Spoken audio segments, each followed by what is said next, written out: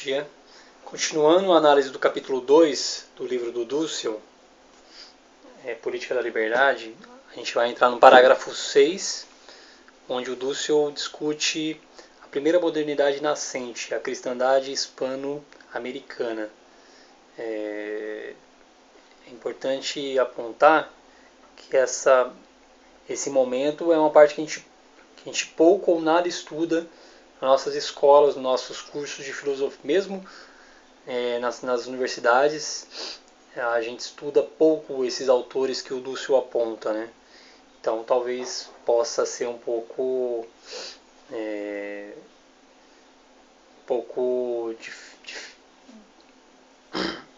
bom, enfim, vamos ver.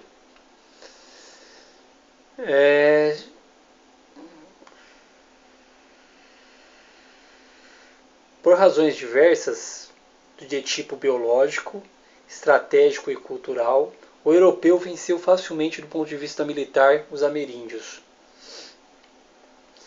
Importante apontar, né, do seu não aponta aqui, e que o Viveiro de Castro, que é um autor que discute essas questões dos indígenas no Brasil, ele aponta que quando os europeus vieram para o Brasil, 95% da população indígena morreu entre os anos de 1500 e 1650 por doenças. Então é importante destacar e aí ele aponta que se não tivesse sido essas doenças, né, os portugueses não teriam colonizado tão facilmente aqui o Brasil, né. É importante lembrar, a Manuela da Cunha aponta isso, né, que os europeus, quando entravam na África, morriam de doenças, né. E, por outro lado, quando os portugueses se relacionaram com os índios que morriam de doenças, né. Essa é uma curiosidade, acho que significativa. Bom, o Dussel vai apontar uma outra coisa interessante, que as justificativas que os europeus criaram para poder escravizar os índios e para poder vir colonizar essa região, as Américas, né? E eu acho interessante ele apontar que eles viam os índios não como os índios, né? Mas imaginavam outros como infiéis. E parece que é significativo e é semelhante ao modo como os muçulmanos viam os outros, né? E parece que o cristianismo tinha na sua, e aí o Dussel também aponta isso, né? Na sua versão original tinha outra maneira de lidar com o outro, né? Então o pai, aí o Dussel já vai apontar dois autores, um que defende, né, a escravidão, e outro que critica a escravidão. Gilles de Sepúlveda é um que vai defender a escravidão. Ele nasceu em 1489, traduziu a Política de Aristóteles, apoiou a colonização americana. Faleceu em 1773. Ele usa uma argumentação tautológica autorreferente, que o Dussel vai explicitar. Nós temos as regras da razão, nós europeus, né? O outro não tem as nossas regras, logo ele é bárbaro. O bárbaro não tem direitos e é um perigo para a nossa civilização. E esse perigo deve ser eliminado. Vejam que a argumentação é bem baixa, né? E ele aponta, ele vai citando alguns textos do Sepúlveda que dá esse caráter, né? Um deles, de 1900, né, foi editado em 1967, né, página 85. Será sempre justo e conforme o direito natural, que tais gentes bárbaras se submetam ao império de príncipes e nações mais cultas e humanas. Para quê? Para suas virtudes e sua prudência, e pela prudência de suas leis, deponham a barbárie e se reduzam à sua vida mais humana e ao culto da virtude. Veja que para ele, para Sepúlveda, vir até as Américas era um sinal de levar a civilização, levar a humanidade para os indígenas, né? Vejam o quanto que eles são pretensiosos, né? Logo em seguida, Dussel aponta Bartolomé de las Casas, que vai ser contra esse tipo de argumentação.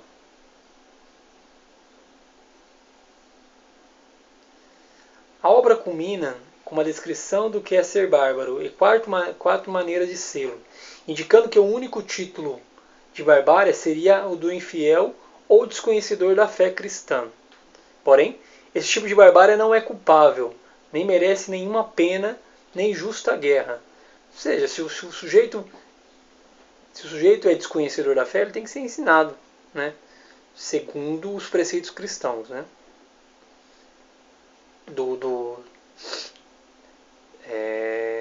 Apontado nos Atos dos Apóstolos, né? Vejam a estratégia argumentativa do Bartolomé de las Casas. Todo ser humano, cristão, europeu, índio, tem a pretensão universal de verdade. O que se afirma como verdadeiro pode ser falseável, porém não é falso até que se demonstre o contrário. Segundo, tirar do outro a pretensão da universal de verdade é má fé. Há um tempo de discussão, já que somente se pode demonstrar a outra cultura sua falsidade quando há, né?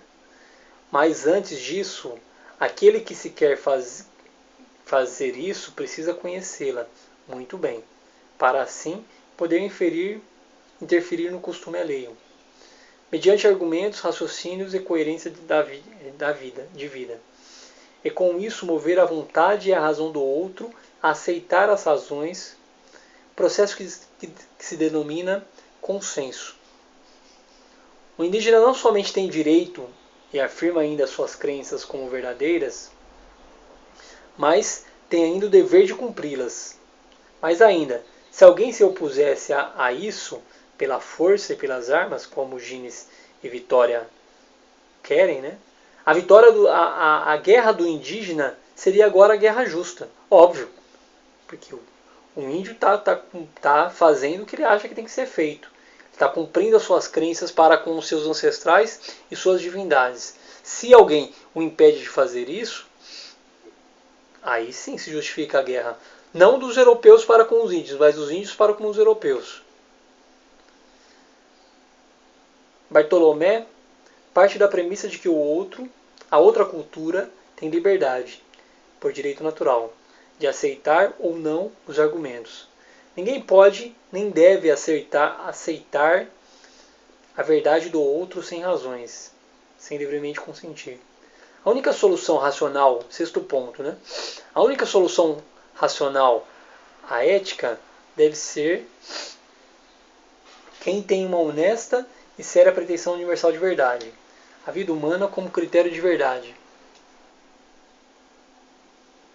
Desde o princípio, acaba aqui a argumentação do Bartolomé de las Casas.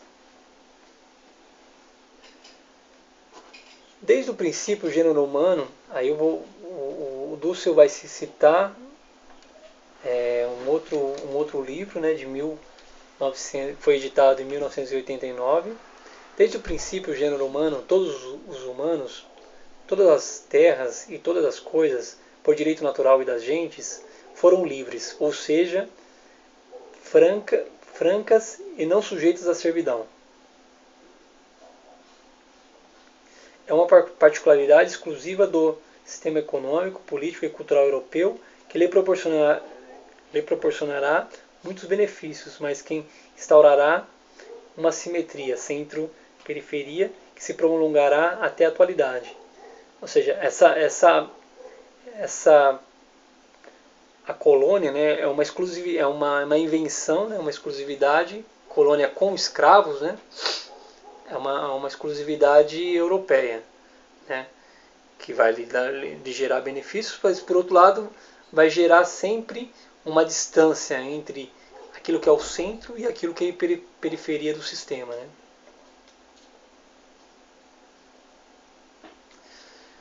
Dussel apresenta um outro autor chamado Francisco de Vitória, de 1408, que ele nasceu em 1483 e morreu em 1546.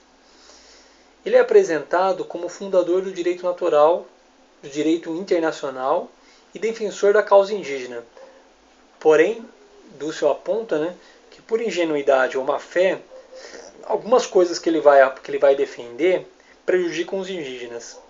Vejamos alguma delas. Os espanhóis têm o direito de percorrer aquelas províncias e de permanecer ali, sem que os bárbaros possam proibi-los. Os bárbaros aqui são os indígenas, né? Mas sem dano algum a estes. Ou seja, os portugueses não podem causar danos aos bárbaros. É lícito aos espanhóis comercializar com eles, mas sem prejuízo de sua pátria, importando-lhes os produtos que lhes carecem, extraindo dali o ouro e a prata ou outras coisas que lhes são abundantes. Inclusive, se algum espanhol lhe nascem ali filhos, e se quisessem estes ser cidadãos do país, não parece que ele possa proibir-lhes de habitar a cidade e gozar a acomodação e direito dos restantes dos cidadãos. Vejam que a coisa é meio dúbia, né? E que dá margem para atrocidades que depois foram cometidas aqui na América. Ditos direitos, sendo-se em nome do direito de todos os povos, mas somente os europeus podem ser seus sujeitos, porque Vitória não está se referindo aos direitos de peregrinar, de comercializar ou de adotar os direitos de cidadania dos indígenas na Europa. Ou seja, o Vitória não está apontando que os índios podem ir até a Europa e ocupar os espaços vazios, né? É só o europeu que pode vir até as Américas e ocupar os supostos espaços vazios.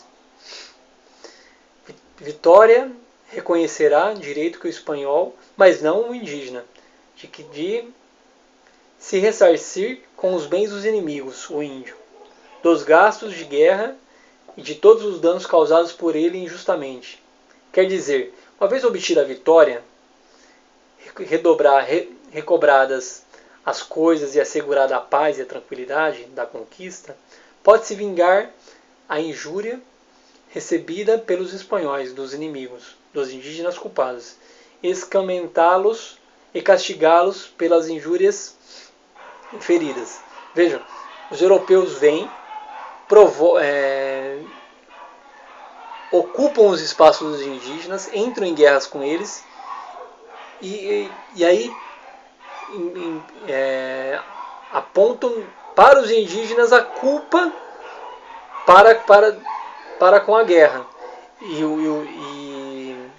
e querem cobrar dos indígenas o prejuízo que teve para com a guerra. Você veja como o raciocínio é todo distorcido, né?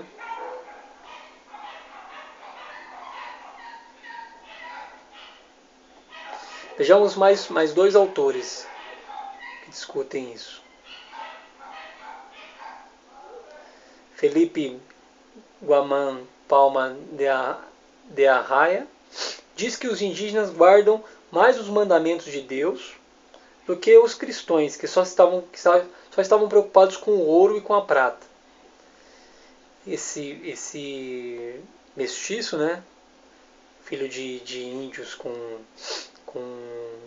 europeus, ele cria um relato mítico unificando a visão inca e a cristã.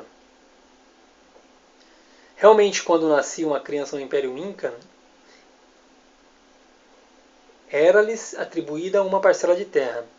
Por direito de nascença, não se dava à criança nem um certificado, nem um documento, como é dado hoje para a gente. e sim uma mediação para reproduzir a sua vida até a morte. Este tipo de instituição, que se refere a Guamã, quando afirma que não se encontrava semelhante em nenhum outro sistema civilizatório. Veja, que o Império Inca, a criança nascia nesse império e recebia uma terra para produzir. E vejam que curiosamente, né, é mais civilizados do que os europeus. Francisco Suárez, de 1448 a 1617, diz o seguinte: eu tenho consciência de estar consciente. A obra, aí Lúcio já aponta, né, a obra Disputationes Metaphysica teve 19 edições entre o ano de 1597 e 1751, influenciando Descartes, Spinoza, Leibniz, Vico, Wolff, Kant, Schopenhauer, Heidegger, entre outros. Em primeiro lugar, o poder reside ao povo ou à comunidade que recebe do Criador. Por natureza, aí eu já cito o Soares, por natureza todos os seres humanos nascem livres, mas em comunidade. Por isso, ninguém tem a jurisdição política sobre o outro. Dussel, quando vai comentar esse autor, aponta o seguinte, que o primeiro consenso é a noção de pertencimento a uma comunidade. O segundo consenso é o ato de transferir o poder originário a uma autoridade particular. Essa transferência de poder pode ser invalidada. A escolha do rei, governante ou coisa do tipo. E assim, a comunidade pode recuperar o exercício do poder ou parte dele, já que foi concedida a autoridade para um certo uso, e não como propriedade inalienável. Soares propõe a separação entre as leis civis, feita pelo imperador, e as leis da cristandade, feitas pelo Papa.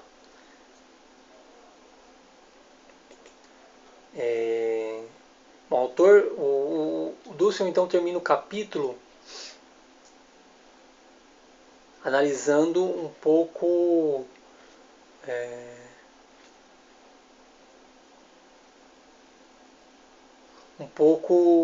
o Império Português. Né?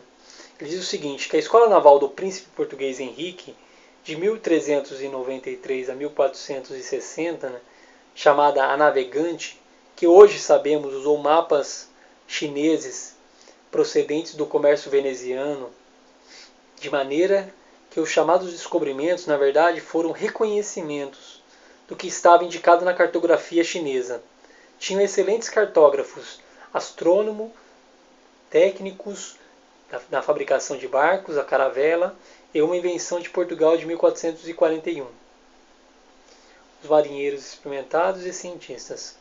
Dussel diz que Portugal dominou o norte da África e entrou em contato com o tráfico de escravos de homens camponeses que eram comum desde o século IX depois de Cristo. No primeiro momento, Portugal, com Gênova, com a ajuda de Gênova, costeou a África para encontrar um novo caminho para o Oriente e fugir dos árabes, que impediam ou que exigiam o pagamento de tributo por ser eles os intermediários entre a Europa e o Oriente. Porém, percebeu que a produção de açúcar com escravos era mais lucrativa.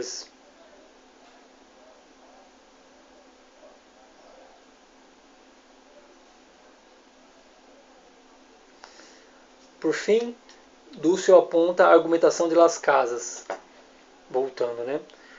Os portugueses roubam quem não estava em guerra contra eles, tratam-no como mercadoria e depois pregam o cristianismo como se eles fossem cristãos. Vejam a contradição da ocupação aqui das Américas.